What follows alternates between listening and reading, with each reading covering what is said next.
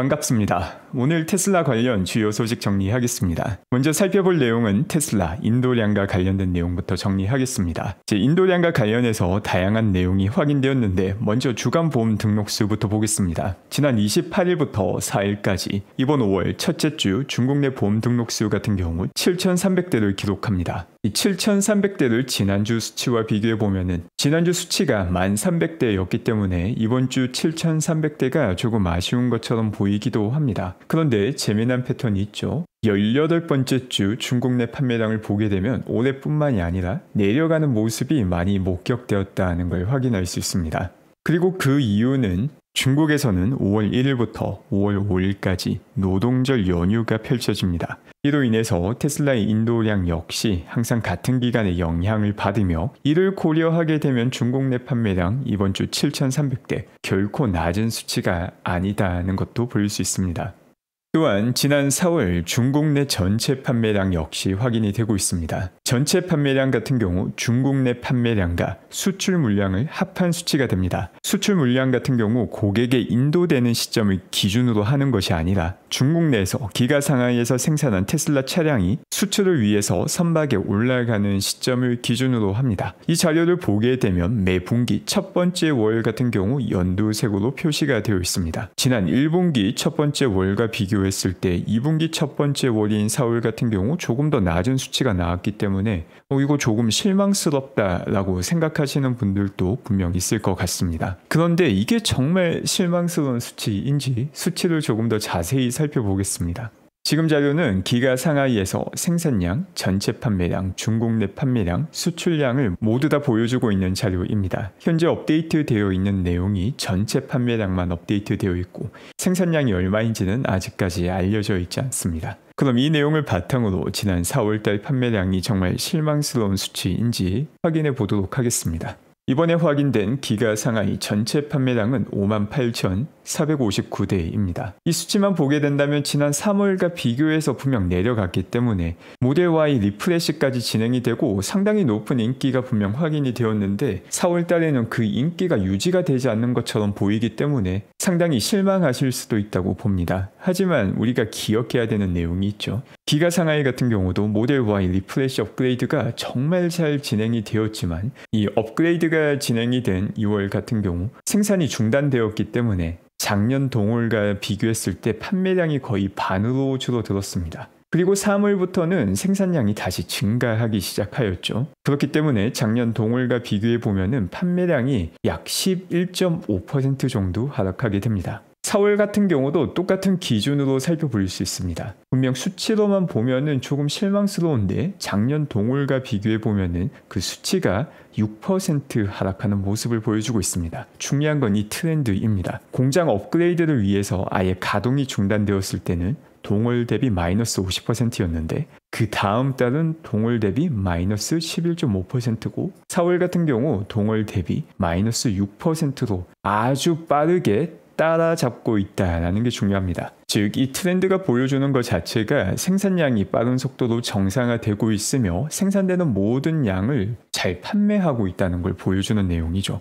아니 그러면은 지난 3월 같은 경우 총 인도량이 78,000대이고 그 정도 생산량을 벌써 회복했다라는 의미인 것 같은데 왜 4월은 그를 못 따라잡는가? 보통 분기 세 번째 달 같은 경우는 전반적으로 공격적으로 판매를 진행합니다. 공격적으로 판매를 진행한다라는 말은 분기 말이 되면은 초과 근무가 자주 일어나게 됩니다. 하지만 사람이 항상 초과 근무를 할 수가 없습니다. 비효율적이며 회사 입장에서도 항상 초과 근무를 요구하게 된다면 추가 비용이 발생하게 됩니다. 그렇기 때문에 중요한 것은 전월과의 비교가 아니라 동분기 혹은 동월 비교가 중요한 의미를 갖게 됩니다. 같은 맥락에서 비교를 해야지 의미 있는 분석을 할 수 있게 되죠. 이 전체 큰 맥락을 바탕으로 보게 되면 5월 같은 경우 작년과 비슷한 수준이 충분히 판매가 될 수 있으며 그리고 2분기 마지막 월인 6월 같은 경우 사실 작년 이상을 충분히 기대할 수 있는 상황이다는 걸 볼 수 있습니다. 그렇기 때문에 단순하게 작년 동월과 비교했을 때 내려갔기 때문에 큰일 났다라고 걱정하시는 분들은 이 맥락까지 함께 보시면 아 이게 그렇게 걱정할 일이 아니었구나를 보실 수 있게 될 것입니다. 그리고 중국 내 판매량 같은 경우 공식적인 수치가 발표되지는 않았지만 충분히 안정적인 수치를 추정할 수 있습니다. 바로 그 이유가 바로 그 이유가 우리가 앞서 살펴봤던 중국 내 주간 보험 등록수를 알고 있기 때문입니다. 일주일간 매주 몇 대가 등록되었는지 수치를 확인할 수 있고 이 수치와 실제 판매량이 크게 차이가 나지 않습니다. 다만 일주일이 모두 다 4월 안에 딱딱 끊어 떨어지는 게 아니라 일부는 3월도 포함되어 있고 일부는 5월도 포함되어 있습니다. 바로 이렇게 3월이 포함된 부분과 5월이 포함된 부분을 제거해주면 4월 중국 내 판매량을 상당히 안정적으로 추정할 수 있게 됩니다. 지난 4월 첫째 주 주간 보험 등록수 같은 경우 7일 중 1일이 4월이 아닌 3월에 포함되어 있었고, 또 마지막 주 보험 등록수 같은 경우 전체 7일 중 3일만이 4월에 포함되어 있었습니다. 주간 보험 등록수가 매일마다 똑같은 수치를 판매한다라는 가정하에 첫 번째 주 같은 경우 7분의 6을 곱해주고 마지막 주 같은 경우 7분의 3을 곱해주면 이 수치에서 4월에 판매된 양을 추정할 수 있습니다. 물론 당연히 매일마다 똑같은 수치가 기계적으로 판매되지는 않겠지만 그 오차의 최대치가 크지 않기 때문에 아주 안정적인 추정을 할 수 있게 됩니다. 이를 바탕으로 보게 되면 4월 내 중국 내 판매 추정 수치는 28,694대가 됩니다. 그리고 이 수치를 중국 내 판매라고 가정을 하게 되면은 수출 역시 추정을 할 수 있게 됩니다. 전체 판매된 양에서 중국 내 판매를 빼게 되면 29,765대, 거진 3만 대 가깝게 수출을 했다는 걸 볼 수 있으며, 바로 중국 내 판매 수치가 낮았던 게 대부분 수출로 돌아가기 때문이다 라는 내용까지 다시금 확인할 수 있는 수치가 됩니다. 그래서 수출과 중국 내 판매를 역시 작년 동월과 비교해봐도 조금 수치가 내려갔는데, 이는 앞서 살펴본 것처럼 모델 Y 업그레이드가 진행이 되며 생산량이 정상화되는 아주 정상적인 코스를 밟고 있다는 모습을 확인할 수 있습니다. 이처럼 전체 그림을 보게 되면 테슬라가 모델 Y 업그레이드를 진행하고 얼마나 빠르게 정상화 과정을 밟고 있는지를 볼 수 있지만, 또 언론에서는 다양한 부정적인 이야기가 분명 나올 것입니다. 이와 비슷한 내용이 전기차 시대가 끝이 났다라는 뉴스가 2024년 초,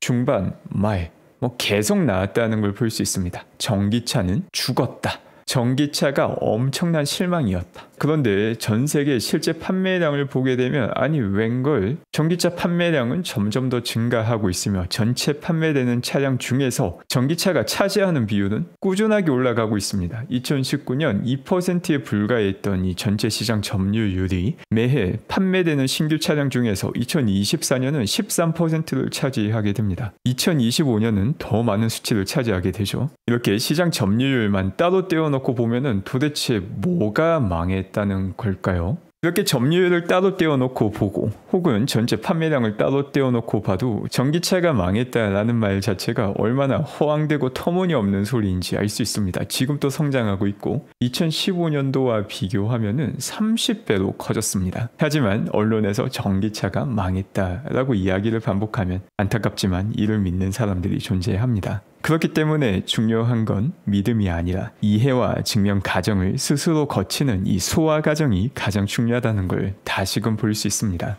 그리고 앞서 살펴봤던 내용은 전 세계 시장을 바탕으로 한 자료였는데 중국 시장만 보게 된다면은 이제 내연차가 오히려 절반 이하로 떨어지는 시기가 시작이 되었습니다. 전기차는 25%를 넘겼으며 하이브리드까지 포함하게 되면은 40%를 훌쩍 넘긴 상황입니다. 지금 보시는 자료는 테슬라의 매출을 분야별로 나뉘어서 정리한 자료입니다. 이를 보게 되면 자동차 판매 부분이 여전히 높은 수준을 차지하고 있다는 걸 볼 수 있습니다. 지난 1분기 같은 경우 모델 Y 업그레이드로 인해서 이 자동차 판매 부분이 많이 줄어들었음을 확인할 수 있는데, 이게 대부분 회복되고 오히려 반등하는 시기가 이번 2분기가 되게 됩니다. 아직까지는 이처럼 자동차 판매가 매출 면에서 압도적인 부분을 차지하고 있고, 또 일정 기간 이 자동차 부분이 테슬라 EPS에 가장 큰 영향을 주게 됩니다. 그런데 이번 6월부터 바로 이 구조의 변화가 시작이 됩니다. 일론 머스크는 내년 중순이 되어서는 로보택시가 의미 있는 수익을 재무적으로도 발생시킬 것이다 라고 내다봤는데, 바로 그 변화의 시작 시점이 6월이 되는 것입니다. 로보택시와 FSD라는 소프트웨어가 자동차 부분보다 더 큰 EPS 기여를 시작하는 시점, 점점 더 가까워지고 있습니다. 그리고 이 변화가 일어나는 것 자체가 큰 의미를 갖는 게,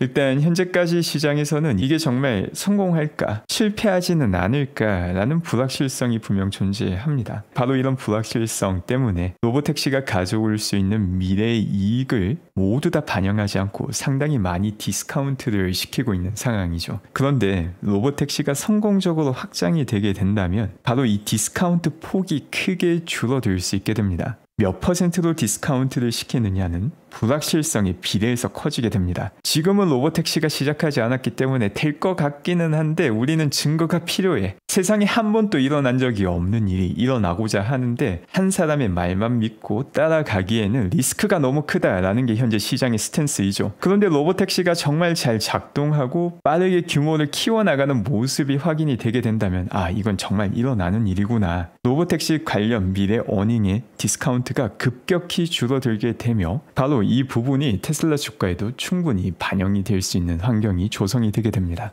이런 미래가 펼쳐질 것이다 라는 증거가 포착되었습니다. 바로 테슬라 업데이트를 통해서 로보택시 관련 코드가 확인이 된 것입니다. 이 관련 코드의 이름을 엘리콘이라고 지었는데, 이 엘리콘이라는 것은 상상 속의 동물로 유니콘과 페가수스를 합친 동물입니다. 머리에 뿔 달린 말과 또 날개 달린 말이 합쳐져서 날개도 달려있고 뿔도 달려있는 말입니다. 유니콘만 하더라도 현실에 존재하지 않는 상상 속의 동물인데, 이 상상 속의 동물 두 마리가 합쳐진 상상 안에서 등장하는 상상 속의 동물, 마치 인셉션을 떠올리게 하는 이름입니다. 벌써 이 이름에서부터 상당한 상징성을 느낄 수 있죠. 대부분 안 될 거다라고 생각하는 일, 상상으로도 안 되는데 그 상상 안에서 진행하는 상상이 현실이 되고 있는 것입니다.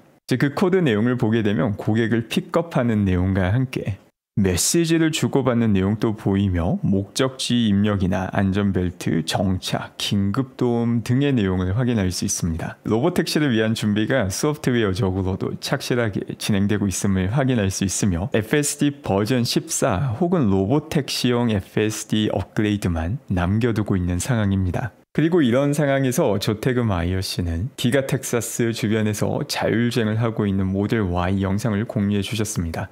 지금 보시는 영상 외에도 라이다를 장착하고 자율주행을 하는 모델 Y도 목격할 수 있었다라는 글을 남기셨는데, 라이다를 활용하는 이유는 테슬라의 비전 올리 시스템과 비교해서 차이점이 있는지, 차이점이 발생한다면 왜 발생하는지를 바탕으로 더욱더 정교하게 조정하는 과정을 거치고 있는 것입니다. 지금 영상 역시 조태그 마이어 씨께서 공유해 주신 영상입니다. 기가 텍사스에서 모든 테슬라 차량이 자율주행을 통해서 출고장에 줄을 서 있는 모습입니다. 로보택시는 6월 달부터 시작되지만 테슬라에서는 벌써 자율주행이 시작되었음을 확인할 수 있습니다. 그 밖에 오늘 기준금리와 관련된 내용이 확인되기도 하였습니다. 연준은 기존 4.5% 기준금리를 그대로 유지하였으며 이는 시장의 예상과도 일치하는 내용입니다. 현재 채권 가격을 바탕으로 시장이 예상하고 있는 미래 기준금리를 보게 되면 다가오는 6월 18일 여전히 4.5%의 기준금리가 유지가 될 가능성을 80%로 두고 있으며 7월 30일부터 기준금리가 25bp씩 내려가기 시작할 것이다 라고 보고 있습니다. 그리고 기준금리 인하가 한번 시작이 되면은 한동안 지속이 될 것이다 라고 보며 9월 17일 같은 경우 4%까지 내려갈 가능성을 가장 높게 평가하고 있습니다. 조금의 시기상의 차이가 있을 뿐이지 결국 기준금리 인하 시기가 다가오고 있음을 확인할 수 있습니다. 그리고 당연하게도 기준금리가 내려가게 되면 할부로 차량을 구매하는 고객 입장에서도 부담이 훨씬 더 적어지게 되며 이를 통해서 전반적인 차량 수요가 증가하게 됩니다. 그 시점 역시 올해 하반기가 되게 됩니다. 그 밖에 FA에서는 스페이스X가 텍사스에서 연간 25번의 스타쉽을 발사할 수 있도록 허가하였습니다. 과거 같은 경우 한 번 허가 받는 것도 상당히 힘들었었는데 이 수치를 한번 올린 상태였는데 아예 25번으로 올리게 됩니다. 조만간 스타쉽 발사 테스트 역시 한 달에 2번씩 진행되는 모습을 볼 수 있게 될 것 같습니다. 다음 스타쉽 발사 같은 경우 지난번 스태틱 파이어 테스트에서 문제가 생겨서 조금 연기가 되었는데 다시금 스태틱 파이어 테스트를 진행하게 되고 이 테스트가 순조롭게 진행된다면 스타쉽 발사 테스트 역시 곧 볼 수 있게 됩니다. 오늘 또 함께 해주신 분들 감사드리며 즐거운 하루 되시기 바랍니다.